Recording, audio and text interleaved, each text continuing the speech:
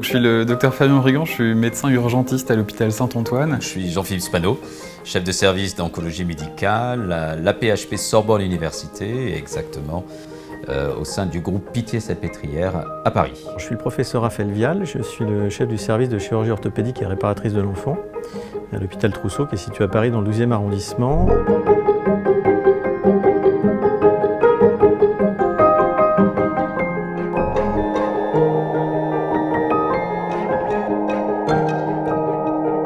On a énormément de patients qui consultent chaque année, plus de 63 000 patients par année. Notre objectif initial, c'était de pouvoir proposer un peu d'évasion à nos patients en salle d'attente. Et finalement, le distributeur d'histoire courte s'est avéré être la solution la plus adaptée. Il y a clairement une notion d'angoisse qui va très vite s'installer pour les gens qui patientent aux urgences. Ils peuvent patienter parfois quelques minutes dans l'idéal et puis plusieurs heures, que ce soit et les patients et les accompagnants.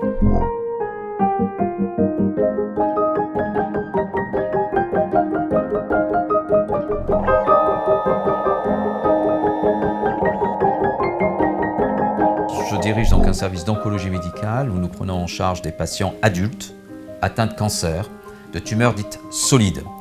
Quand on a une maladie comme celle que nous traitons ici, ou en tout cas quand on a des patients qui sont touchés par cette maladie et qui doivent être pris en charge, il faut tout leur promulguer pour qu'ils puissent continuer à vivre normalement, je dirais. Alors ça va de l'art thérapeute aujourd'hui, où nous avons quelqu'un qui justement peut les accompagner en les aidant à dessiner, à sculpter, également à avoir une approche musicale. Ça peut aller, bien entendu, justement à des séances d'écriture, comme les ateliers d'écriture que vous organisez, la mise à disposition donc de nos patients d'histoire courte.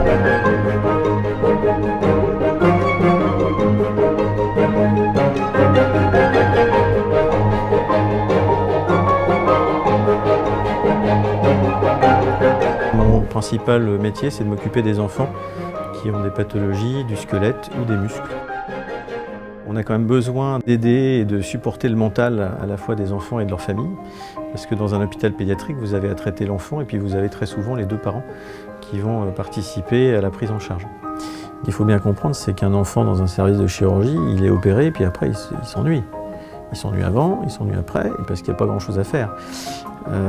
Et les parents, quand il reste 3, 4, 5 jours, c'est eux qui deviennent zinzin. Hein. Voilà. Et un parent stressé, très souvent, ça finit par donner un aide-soignant et une infirmière stressée, parce qu'ils sont tout le temps à demander à qui et à quoi pour que les choses avancent. Et puis au bout d'un moment, c'est la cocotte minute dans le service. Il faut qu'il y ait beaucoup d'humanité dans les hôpitaux et pas que de la technicité. Et typiquement, là, on est vraiment sur un produit qui fait du lien entre les soignants et les patients.